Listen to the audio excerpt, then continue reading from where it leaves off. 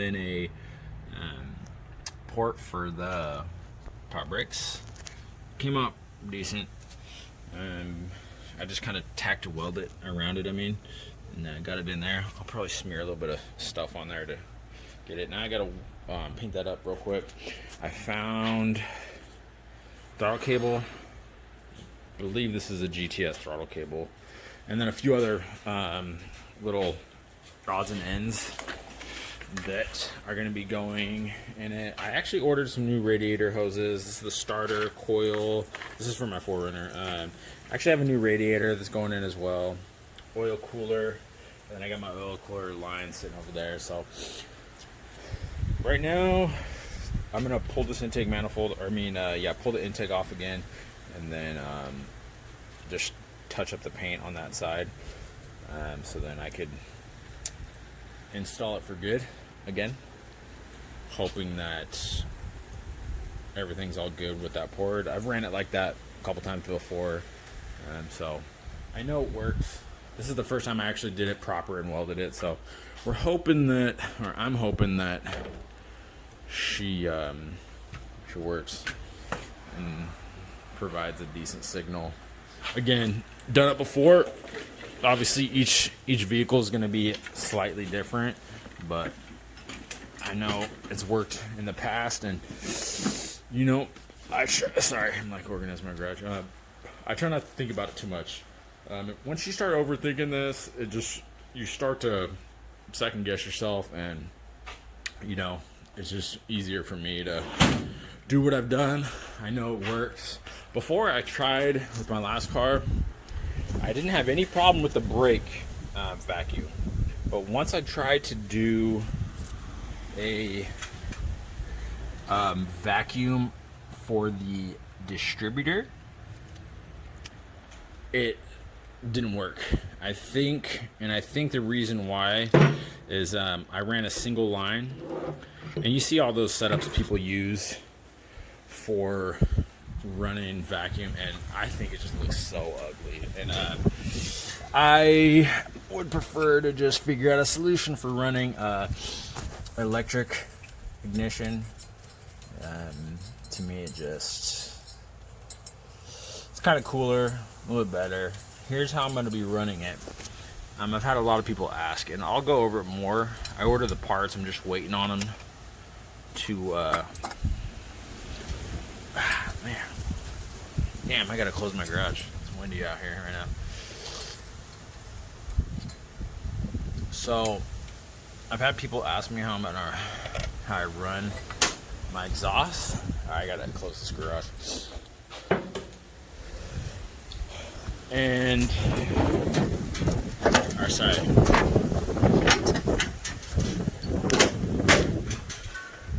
make sure the doors are shut. Doors are shut, windows up. Crazy out here right now. This is Arizona.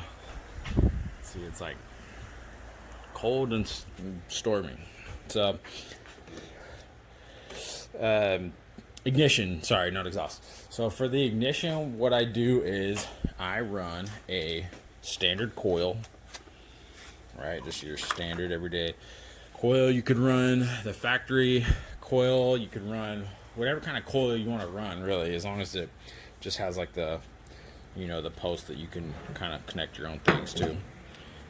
What I do then is I use a GM HEI, which is their high energy ignition thingy that has everything kind of built into the distributor, and inside there's a ignition module, and what that does is allows you to run. You just run power to it, and then you have yourself an igniter, a coil, and you run that to the distributor itself. And there's like I believe it's a white and a black on this distributor. So white gets the power, black is ground, and that's it. So you lock out the timing where you want it, which I think is somewhere around 25 or something like that. And that's what these like to be at. In my experience, I think this will be my third 4AG. So lock it out until I get something to actually that's able to control the ignition. For now, it should be good. Again, I'm just gonna spray this bad boy down real quick, and don't judge my welds. All right, I just tacked it around. I don't have. I need a new mask, so I literally just had to like tack it around, close my eyes and tack it. So I didn't even get to look at what I was welding. Now for the runners, that's just my welding skill. That's what I'm working with. You know what I mean? So, anyways, okay. So yeah, I'm gonna paint this up and I'll start throwing stuff back together. I'm super glad I found this throttle cable, because the factory 4AC does not work, and so you have to have another ignition cable, and this one just so happens, or throttle cable, this so happens to bolt in, and it just fits. This fits perfectly in the in here. You open this hole, I forget which one, probably this one right here, and you just kind of open it a little bit. This fits in there, bolts in, so you have adjustment. All you have to do is you take some material off this barrel, and it fits right in. So it's pretty easy. I've done that on every single setup I've had so far. So, anyways, I'm gonna head inside. It's getting windy and kind of rainy out here, so figured I'd start. This is gonna be part 3. I guess I'm calling it in parts. I don't really know. It's, you know, this kind of style is a little bit new to me. I'm hoping that maybe it just comes out decent. It's by no means a comprehensive thing. I kind of just started videotaping a little bit late, so I'm trying to get more stuff captured on video, so that way maybe if it could help someone, I don't know, or someone might be interested in watching. Eventually these 4AGs are going to be damn near impossible to find, so maybe in 5 years or something like that, someone will be watching this and be like, hey, cool, it's pretty interesting. Anyways, all right, see you in a little bit. All right, so here is how intake came out. It'll work. All welded up, ready to go. There's no way this paint's holding up, but it's fine. All it needs to do is kind of last. I'm hoping that maybe once it starts baking on, it'll last a little bit longer. So, anyways, just wanted to update on that. Don't make fun of my welds, okay?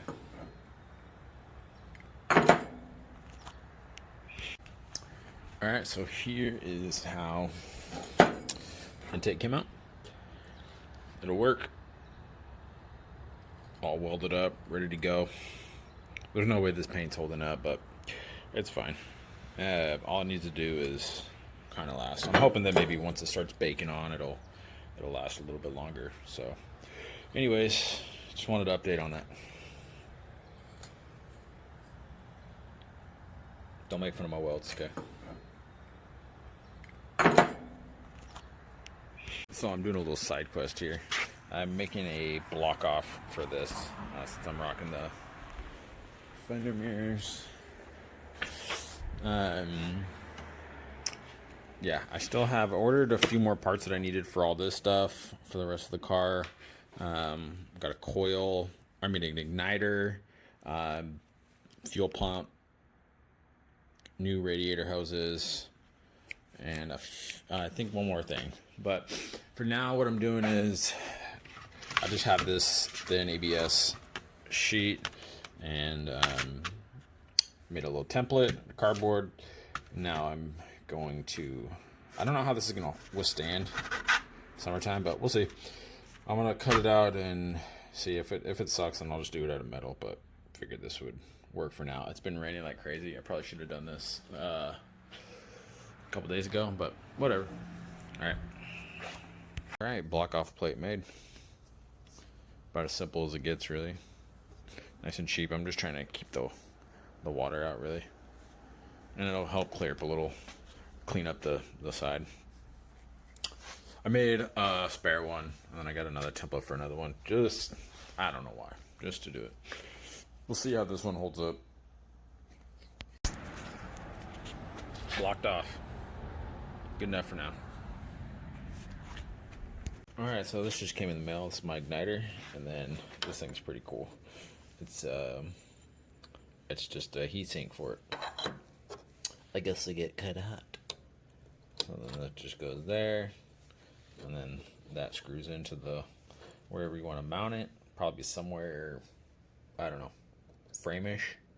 And then you bolt that bad boy up in there. And you have a little heatsink mount for your igniter. It's an actual GM part too. The mount is heatsink. So, go beans. Alright, so I'm going to pull this throttle cable out. It's a pretty easy job, actually. I think you just got to kind of be... Oh yeah, look at that, by the way. Got the intake manifold back on, the carbs on to their normal position where they're going to be. It's coming together. Alright. Let's see if I got the correct stuff here.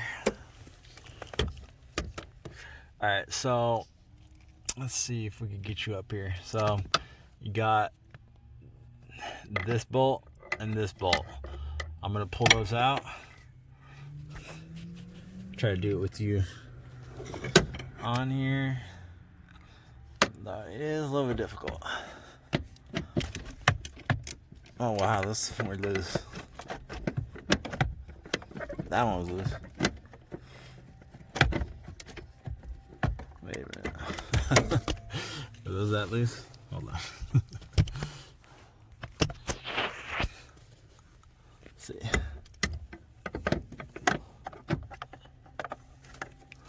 Yep. Alright, give me a sec. I'll come back once I've got these pulled out. Alright, so just got it pulled to 10mm bolts, and here it is. It's pretty cool how these work. So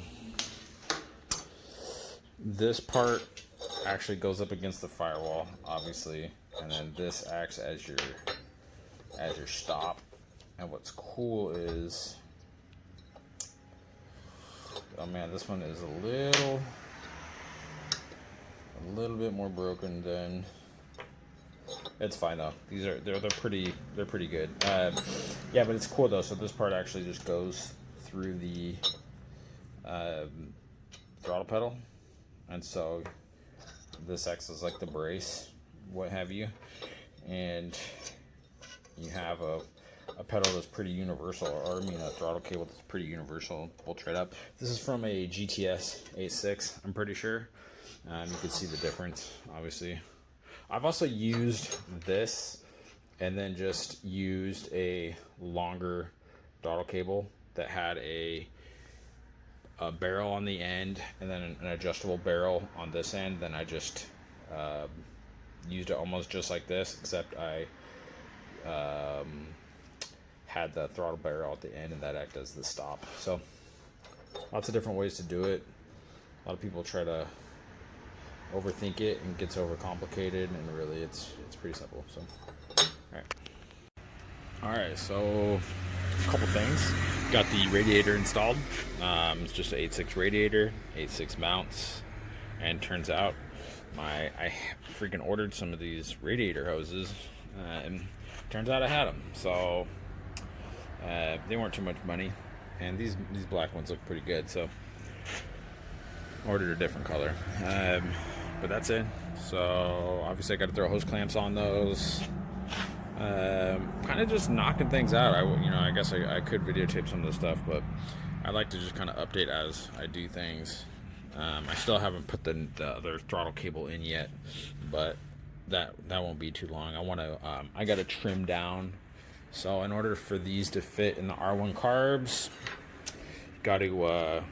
you got to shave this down a bit, make it thinner. So other than that, I just realized all I think I'm waiting for is fuel pump, fuel pump, and then I need a coil wire because the plug or the wires I got don't have a plug wire, so or coil wire. So we're getting there. Records and 9 counts of violating. Well, I know I shouldn't be annoyed by this, but damn radiator hoses I had fit. Thought I was gonna have to get new ones. Radiators in, intake manifolds back on, knocking out all the little things. All right, something else that's kind of worked out. So this harness for the alternator, I actually made this a while ago, and if you look, it's actually I thought I was gonna have to lengthen it because the alternator is normally on that side. Turns out I had made this harness a while ago, and sorry, someone just sent me a funny message. Turns out I made this long enough to fit on here, so I won't have to lengthen any wires, which is pretty nice. I'll just have to kind of sort through a couple other small things, but wiring should be fairly easy on this thing. So there's the alternator harness plugged in, all good. Man, that was so easy. I have some harness down here that goes to my turn signals that are not plugged in yet. That blue wire, I believe, is for coolant. That was coolant temp sensor, and then another wire that's for attack. So, and then that big wire right there goes to the starter. So, still got to install the starter, and then a couple other things. I'm just stoked about this all working out. You know, this that's kind of big for me. So, cool. Ooh, all right. So, moving on to the oil cooler. I'm probably doing this wrong. I just have it kind of temporarily bolted through here because that bolt was there, so didn't have to add anything. Maybe I'll add a bracket coming off to here just to hold it up here as well. The thing I'm kind of worried about, I don't know a lot about, is the drain and the fill are both right there. Okay, so they're both on the bottom, right? Obviously, I mean, not obviously, I don't know which one to use. Someone said it doesn't matter, but I don't know. It just seems weird, you know? I'm gonna just, I guess, hook it up for the time being, and then kind of just hope that it works. But yeah, so I'm gonna run one of the lines. I'm gonna try to run them both around the same area, except for that barb you can see. This is old paint. This actually, so this radiator, these mounts, this cooler, all came off the same 8.6 that I had gotten 4AG from a while ago, like 3 years ago now. Anyway, so going to get these clamped on, get them run, and just so that way they're in there and I could kind of make some modifications from there. Alright, so got the throttle cable mounted over there now, and if you notice, it's kind of it's not the most even at the moment. I'll file it down and make it smooth, but we're going to have that in like this. What we have to do is, you'll see, I'm going to open this up, and then we're going to get the adjusters to fit down in there. Alright, well, let's kind of end this a little bit here. Throttle cable is mostly installed. I got to modify this bracket a little bit. For some reason, I don't know, I'm having a little bit of issue getting the stock bracket to work on this. It'll work. I just kind of mess around with it a little bit more. For some reason, it's not wanting to sit tight. There's a little tab on the inside right there. You can see where that nut's sitting. It's not letting it sit flat, so I might have to pull them off or file that flat. But it works. So one more thing knocked out. All right, so not quite there yet, but I'm tossing in some oil, getting the new oil filter on, just so that way I can kind of start thinking about getting in that mindset. I got to get some hose clamps for the oil cooler, and what else? I got to put the starter on. I got the radiator hose clamps on. Unfortunately, I'm still waiting for one thing in the mail. It should be here in a couple days, hopefully. So I can actually have the set of wires I got for this didn't come with the coil wire, and I just didn't even think about it until recently. I got them on eBay, and they were new, but the dude like took the box apart and just included the part number and stuffed them all into like a small bag. So kind of annoying. But I just flushed some oil down. I'm gonna flush out the block a little bit. Like I said, this thing was kind of unknown, so I'm gonna go toss this oil cap or the oil pan bolt on, and then toss some oil in it. I'm not sure. This oil cooler setup has me a little worried. I'm just not sure whether or not it's going to work. So I'm kind of nervous about how it's mounted and whatnot. So we're gonna see. I kind of want to delete the whole oil cooler, but we're already here, so I'm gonna run it for now. Hope for the best. One thing that there's gonna be kind of an issue with is this. So this has a different. The AE71 came with just a dummy light for the oil. So this, I'm pretty sure, is a pressure sender. So I'm not sure how it's gonna work. If those are probably not gonna match up. I'm probably gonna need to find a sender, or I might just end up getting just a generic mechanical oil pressure gauge and keep track of stuff that way. But we'll see. So anyways, yeah, I'm gonna do the oil stuff right now. All right, update number 37.5 of this series. All right, so check it out. I actually just pulled this oil cooler sandwich plate off, or whatever you want to call it, oil cooler plate. And here's what I'm going to attempt. If you look at it, underneath it looks pretty similar to the 4AC. So I'm going to use this over here. And here's the reason why I'm doing this. It's, you know, from what I gather, the cooler's like not even, it's not even like 100% required. A lot of people don't run them, and so I kind of just, it's a point of failure, and I kind of just don't want to have to even deal with it. So I'm gonna pull it, cap off the drain, and then when I feel more comfortable, everything's running good, I'll run some lines and stuff like that. I'll come back once it's done. All right, so here is that guy. And if you look down there, that looks real similar to the current one in the 4AC or the 4AG. So we're gonna toss this on, bolt her in, throw the filter on, call it a day. I'll come back once it's on, and well, let's just go see actually.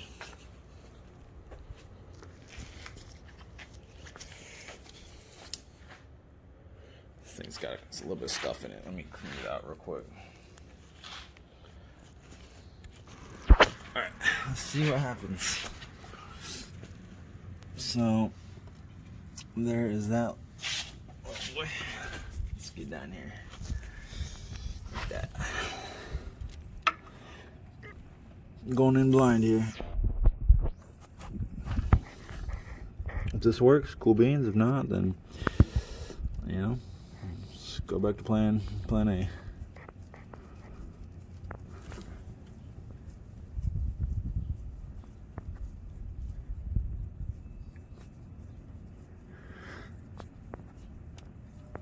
Maybe once summertime comes around, I'll toss it back in.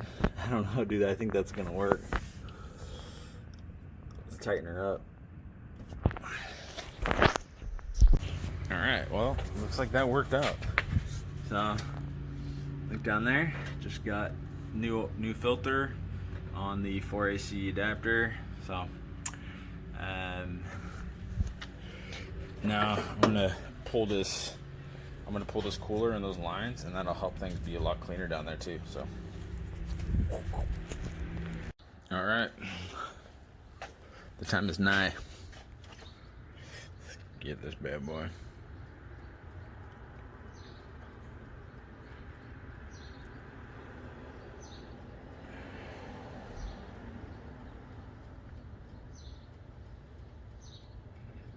Oil cap is on. The oil pan bolt is on. Oil filter is on. I got a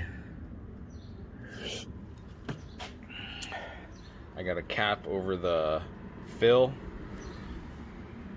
hoping that everything else decides to hold water, should I say. Shit's going so slow right now. Anyways, I'm running a thicker oil for right now, which I really shouldn't be. I had bought this like 3 months ago or something. It's just 2050 Castrol GTX. The last 4AG I had like 2050 for oil pressure, so that's what I got. However, it is mildly cold here, so that might cause some issues. So yeah, I gotta do the starter, drive line. Those are my two next like big hurdles. And then, how much do you put in these? I'll put 4 quarts. Call it. I'll put 4 quarts in, and I guess we'll check the dipstick, huh?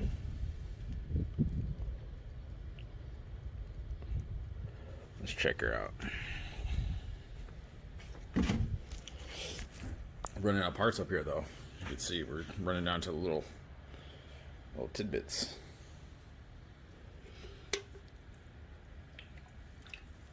All right. I'm gonna check the oil real quick. All right, oil is full.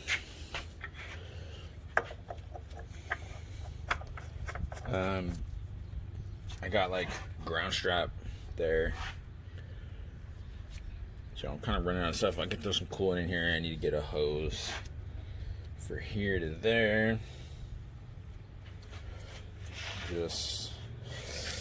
Oh yeah, I should probably verify that we got no leaks, huh?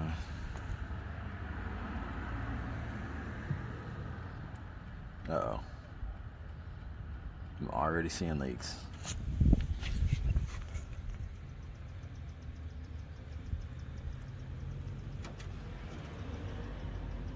What in the F is happening here?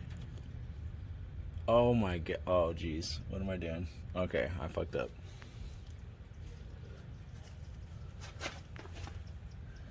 Oh fuck. Okay, well, you know what? What did I do here?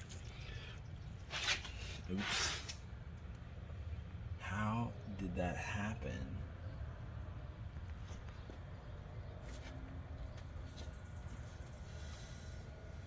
I guess I tried filling it up too fast.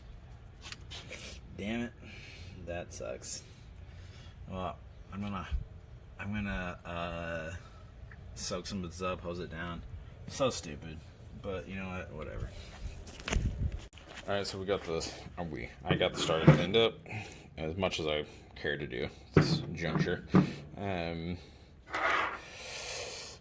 That's gonna go in right now. I got most of this oil cleaned up, so it's pretty embarrassing, kind of annoying. I didn't tighten up my valve covers. These things are just like finger tight, so I think it just leaked out of the valve cover. Anyways, I think I'm gonna install this, and then I'm gonna call this video done, and then I guess the next video will be finalizing and get everything, the rest of the fuel pump, coil, that stuff installed, so that way we can start her up. So thanks for watching. All right, so I made a quick little bracket, just like a metal L, and then I like to do this. It's easy. Just hose clamp it on. I put some rubber to kind of isolate it, and then I have a pad on the bottom, so it should be good. I don't think it's going anywhere. Next will be I got to figure out the wiring for the oh yeah, I tossed this little breather on here. I gotta figure out the wiring for the for the coil and the igniter.